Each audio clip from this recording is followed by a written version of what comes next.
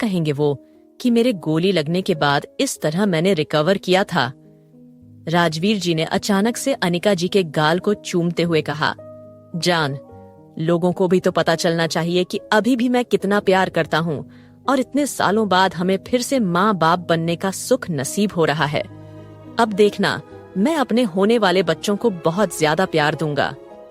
अनिका जी बोली, लेकिन ये प्रेगनेंसी बहुत कॉम्प्लिकेटेड है। मैं 50 साल की हो गई हूँ। कितना रेयर है कि इस उम्र में भी कोई औरत माँ बन रही है, और डॉक्टर ने कहा है कि बच्चे के गिरने के काफी ज्यादा चांसेस है। मुझे तो डर लग रहा है। राजवीर जी ने उनका हाथ को सहलाते हुए कहा, अनिका, मैं हूं ना, तुम्हारे साथ तो चिंता किस बात की। चलो, अब तुम्हारे मेडिसिन का टाइम हो गया है। ये कहकर राजवीर जी बिस्तर से उठे और वो बेडरूम से बाहर गए। उन्होंने बाहर जाकर देखा तो उर्मिला जी किसी 30-32 साल की खूबसूरत औरत के साथ बैठी थी। उस औरत को देखकर राजवीर जी काफी ज्यादा हैरान हुए। वो औरत राजवीर जी के दोस्त की बहन थी, और ये जानते हुए भी कि राजवीर जी अपनी वाइफ से बहुत ज्यादा प्यार करते हैं, उसने कई बार राजवीर जी पर डोरे डालने की कोशिश की थी, उसे अपनी माँ के साथ देखकर। और वो बोले, माँ, ये लड़की यहाँ पर क्या कर रही है?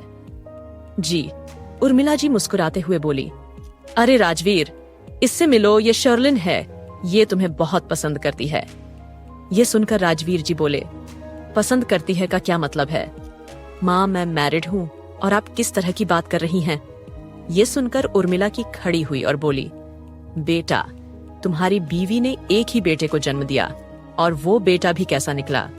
मैं जानती हूँ कि तुम्हें इस बात पर काफी ज्यादा दुख होता होगा। ऊपर से मैंने तुम्हारी बिना मर्जी के अनिका को तुम्हारे लिए पसंद किया था, इसलिए शायद तुम कभी अपनी जिंदगी में खुश नहीं रह पाए, मगर आज मैंने तुम्हारे लिए सोचा है, तुम इसके साथ रह सकते हो। क्या पता शर्लिन तुम्हें फिर से बच्चे का सुख दे पाए।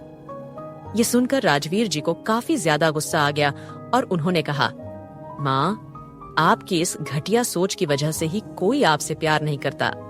पापा भी आपसे दूर ही रहते थे, क्योंकि उन्हें पता था कि आप कैसी औरत है, और आपकी इन्हीं हरकतों की वजह से आप हमेशा अकेली रही हैं। ये कहकर और उर्मिला देवी को बहुत गुस्सा आया और बोली, बकवास करना बंद करो।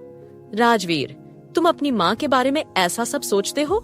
ये सुनकर राजवीर बोले, माँ, मैं आपके बारे में क्या सोचता हूँ, ये तो आप मुझसे पूछो ही मत। मैं तो कभी आपके साथ भी नहीं रहना चाहता था।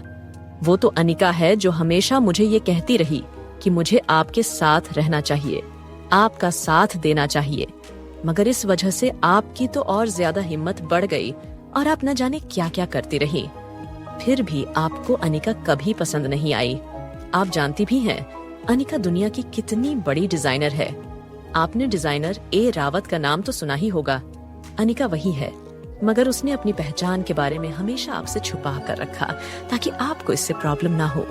मगर आप अनिका की इतनी केयर के लायक नहीं है। आज अनिका प्रेग्नेंट है, और मैं नहीं चाहता कि हमारे होने वाले बच्चे पर आपका कोई असर पड़े, इसलिए मैं अनिका के साथ इस हवेली को छोड़कर जा रहा हूँ, और मेरे अलावा यहाँ पर कोई आएगा भी नहीं। ये कहकर राजवीर जी वहाँ से चले गए।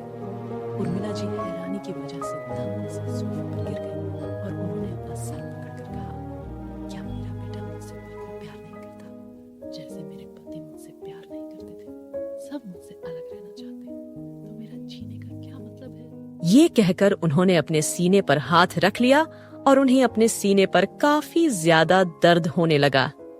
उर्मिला के पास शर्लिन बैठी और बोली, क्या हुआ माम, क्या आपको हॉस्पिटल जाने की जरूरत है? ये सुनकर दादी ने हाँ में सर हिलाया। कुछ ही देर में राजवीर जी अनिका के सामने कुछ बहाना बनाकर अनिका जी को अपने साथ वहाँ से ले गए। उन्होंने वहाँ से अपना सामान तक नहीं लिया। अनिका जी पूछने लगी, आप मुझे कहाँ लेकर जा रहे हैं? ये सुनकर राजवीर जी बोले, अब हमें रावत विला में रहना चाहिए, क्योंकि वहाँ पर बच्चे हैं और बाकी सब हैं। वहाँ पर रहकर तुम्हारा मन लगेगा, न कि माँ के ताने सुनकर तुम्हारा दिमाग खराब होगा। अनिका जी बोली, ये सब तो ठीक है, लेकिन माँ अकेली रह जाएंगी। राजवीर जी बोले, जब उन्होंने तुम्हारे बारे में नहीं सोचा तो तुम्हें भी उनके बारे में सोचने की जरूरत नहीं है।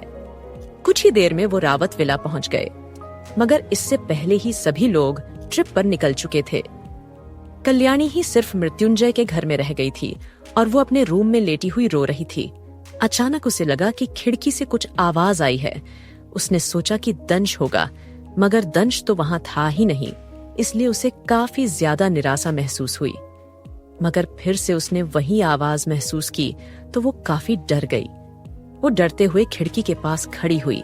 उसने अपने हाथ में किताबों का बंडल लिया ताकि वो खिड़की से घुसने वाले चोर को पीट सके। जैसे ही कोई खिड़की से अंदर कूदा, कल्याणी ने किताबों को उस आदमी के सिर पर फेंक कर मारा। वो आदमी चिल्लाया और नीचे गिर गया। अरे, किताबों को फेंक कर मरती हो बदतमीज लड़की, इसीलिए तुम्हें कुछ पढ़ना नहीं आता है। तुमने विद्या माता की ही इज्जत नहीं की। कल्याणी हैरान हुई और नीचे बैठकर बोली, दंश तुम? ये कहकर अचानक उसने दंश के हाथ को कसकर पकड़ लिया। ऐसा लगा कि जैसे कोई आ गया है जो उसके अकेलेपन और उदासी को दूर कर सकता है। दंश ने कहा, अरे माता रानी, मेरा हाथ इतना कसकर क्यों पकड़ा हुआ है? मैंने तुम्हारा क्या चोरी कर लिया है? कल्याणी ने उसका हाथ छोड़ और बोली, कैसे हैं? ये सुनकर दंश बोला, मैं एकदम बढ़िया, तुम्हें मेरी याद आ रही थी क्या? कल्याणी झेप गई और बोली, नहीं, मैं तुम्हारे बारे में नहीं पूछ रही हूँ। मैं अपने प्यारे प्यारे तरबूजों के बारे में पूछ रही हूँ कि वो कैसे हैं। ये सुनकर अचानक से दंश कल्याणी के चेस्ट की ओर देखने लगा।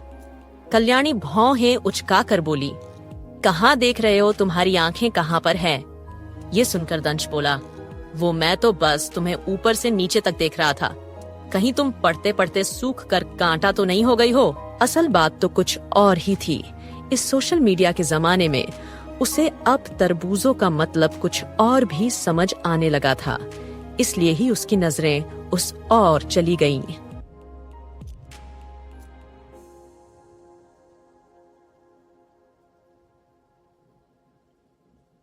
और अगर आपको यह कहानी अच्छी लगी तो हमारे चैनल को सब्सक्राइब करें और लाइक करना ना भूलें और